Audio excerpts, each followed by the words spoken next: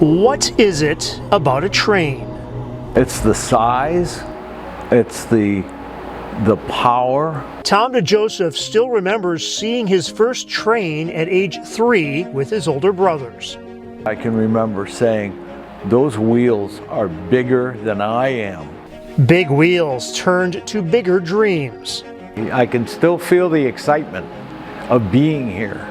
This is the Danbury Railroad Museum in Connecticut. This is a vibrant railroad town. It's a special place for Tom. This is where I first started to work for the railroads back in January of 1968 at the lordly sum of $2.86 an hour. Work he did, 55 years, all in the railroad industry. I always wanted to work for a railroad. From a rail station to working with a few railroads, Tom did it all. I spent a lot of time in the field with the crews. He worked his way to become president of Sperry Rail Service. It's been a love affair. It's been getting up every morning and wanting to go to work. A corporate reorganization at Sperry in the 2000s made Tom available, and he accepted a regional sales manager position at Loram. Some advice from Dad kept his spirits up during the transition. One of the things my dad taught me was, do your job. Do your job.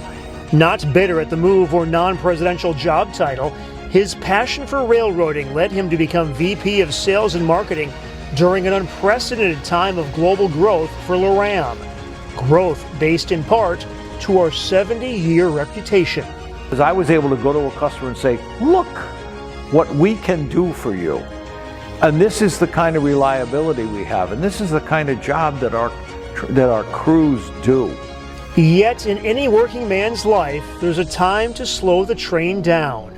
When the pandemic hit, Tom pared back his time at Loram to being a consultant.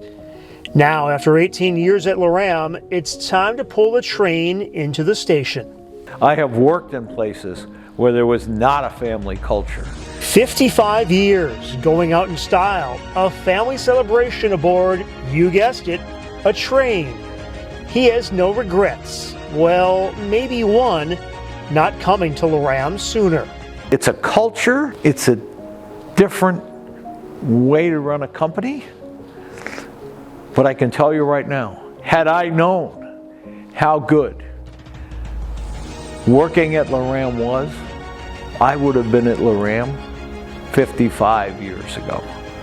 Going out the same door he entered as an 18-year-old. And I was lucky because I started at the ground level. Loram salutes a childhood dream that came true. Thank you, Tom DeJoseph. Perhaps there'll be a display of him sometime soon in this rail station turned museum. Dreams are unbelievable. And this has really been, I have had an unbelievable career. I've actually had an unbelievable life.